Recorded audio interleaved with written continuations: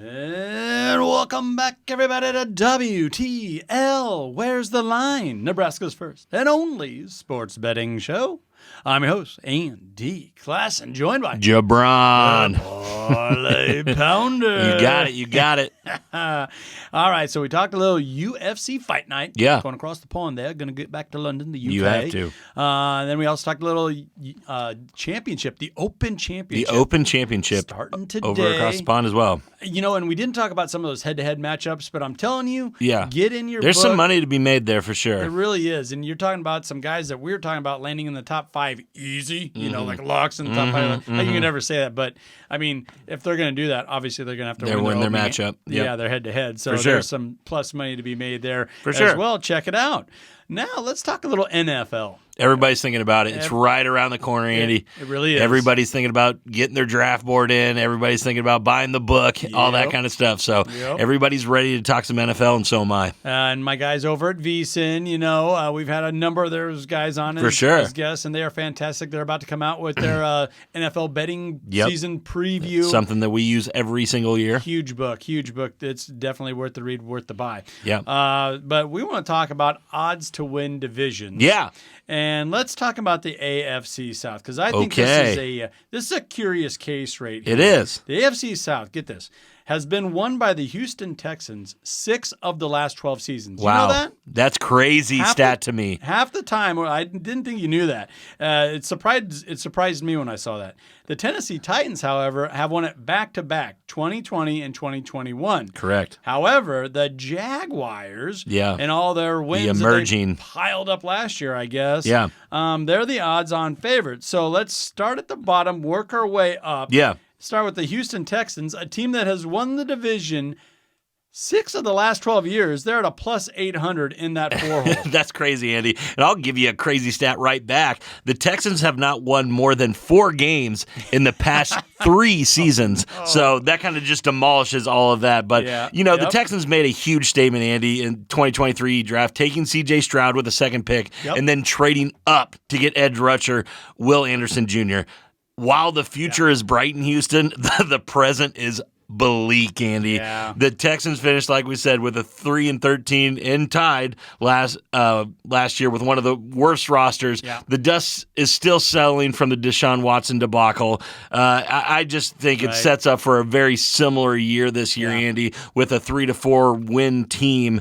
That's why you're getting so much value with the plus 800, even though that it is the AFC South and it is kind of wide open as you look at it right now. I don't. There's nothing to look at there for me either. And for sure. And I really like Stroud, and I think he's the truth, or he could be. Yeah. But I have the same feeling with him as I have like with the last 3 or 4 quarterbacks the Chicago Bears have drafted. Yeah. Has a lot of potential. Can they protect him? If not, he's going to get hurt. Yeah. He's going to be sidelined, and he's going to get the yips. He's going to he's going to develop bad tendencies. Yeah. Get rid of the ball too quick, whatever the case may be, or just get beat up in the pocket. So the crazy bet that I'm seeing, Andy, with the Houston Texans is their over/under on wins right now is at 6.5, and I just don't believe that they don't. That's even with the extra game added this year. I still don't think that they're going to win 7 games. So it's still a rookie quarterback. It's still a rookie quarterback, and most of their stars are young, first-year guys as well. So I really like the under on that as well if we're throwing that into the fold. Yeah. That's where I'm at with it, too. How about a team that no one's really talked about since the departure of Andrew Luck? Yeah. That is the Indianapolis Colts,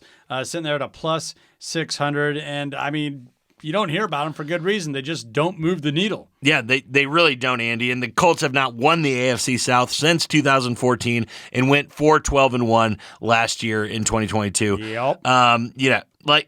What do you get excited about with the Colts? Like you said, I mean, they're just like the Texans. They made the plunge, took the boomer bust prospect from Florida, Anthony Richardson, with the 4th overall pick. Yep. I mean, if you had questions, that's an ultimate gamble. If you had questions about C.J. Stroud, you're definitely going to have a lot of questions about Anthony Richardson. Yeah. He just doesn't have the game film that most people take in a top 5 quarterback pick. So I'm not saying it's not going to work out, but right now there's not a lot of good stuff here. The only, bright shining thing that they have is Jonathan Taylor, and that doesn't it always seem like that the best running backs are on the worst teams that stack up a whole bunch of stats for him, and then when it's time to pay them, out the door. Out the door you go. So, Offensive Player of the Year runner-up in 2021, Jonathan Taylor. He's coming back, but it's a bad cast around him. So I almost put these guys down with the Texans just as far. Yeah, Jonathan Taylor's about your little beacon of light there, but we're not talking fantasy top 5 picks here. And if we are, then sure, I'll give it to you.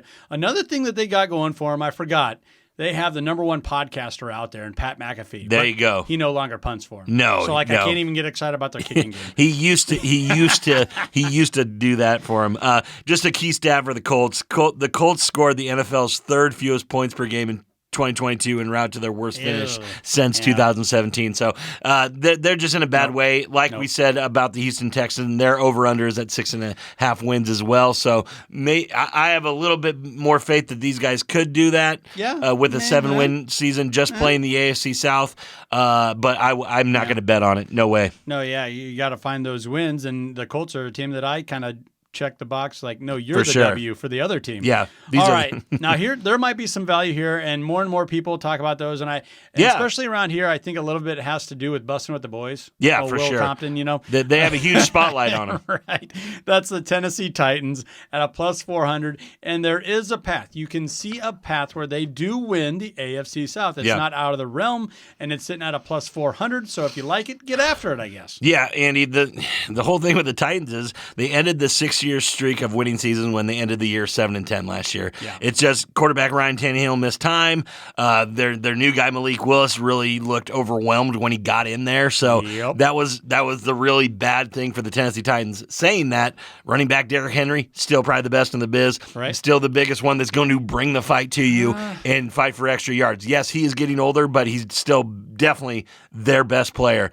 No doubt. With the Tennessee Titans, again, it seems like every single one of these teams took a quarterback, and with good reason, because they had losing seasons and need a rebuild. They needed it. Will Levis steps in at quarterback for Tennessee.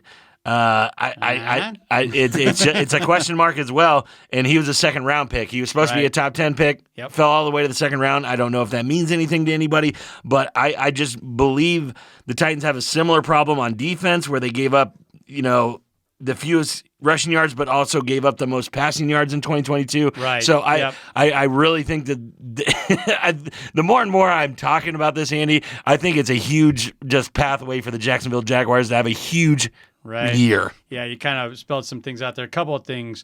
Does it mean anything that Will Levis dropped to the 2nd round? Yeah, it meant something to 32 teams in the NFL. All 32 teams passed on him in the 1st round. That tells me enough. Also, what's his name say? There's 3 kinds of lies, lies, dirty lies, and statistics. Yeah. That's one of them right there where you're looking at a top 5, the number 1 overall rushing defense. Yeah. But you're giving up passing yards. Which people aren't even trying to run on you. The league is a passing league, too. That's the way it is. And I'm not going to say the Titans won't be competitive because the discipline and intelligence of Mike Vrabel, their coach, he's one of the best in the biz. He really is.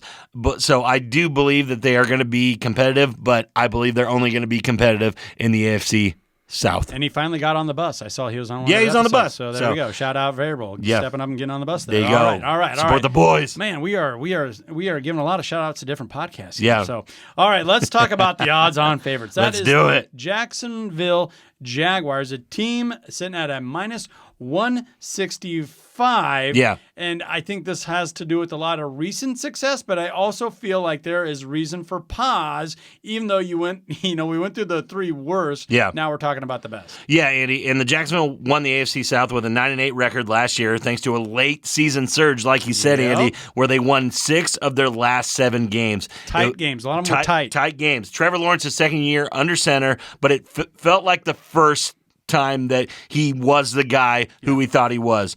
The NFL is a quarterback-driven league, and Lawrence has proved already that he's one of the young elite guys that has already said, he's not a bust. Yeah, so we saw that at Clemson, and I thought he was as close to a sure thing as you could get. Yeah. But he's still in Jacksonville. He's still in Jacksonville, Andy. But somebody has to win this division. Somebody has to win this, and I think this is kind of the X factor in the whole thing for the Jacksonville Jaguars. Mm-hmm. He now gets to throw to a wide receiver that was suspended last year in Calvin Ridley, who was one of the best receivers in the league his last year with the Atlanta Falcons. This guy gets to come back. He caught 90 balls for 1,300 yards and 9 touchdowns in 2020. 20. This is going to be a clear-cut slam dunk for the Jacksonville Jaguars. If this guy is in your league and you're able to pick him up 5 or 6, pick this guy. He's going to be Trevor Lawrence's number 1 target, and he's going to score, especially on these NFC South defenses, Andy. That is a really nice pairing, especially a Tennessee Titans defense. For sure. They're going to be going over the top all the time. No doubt. Now, Calvin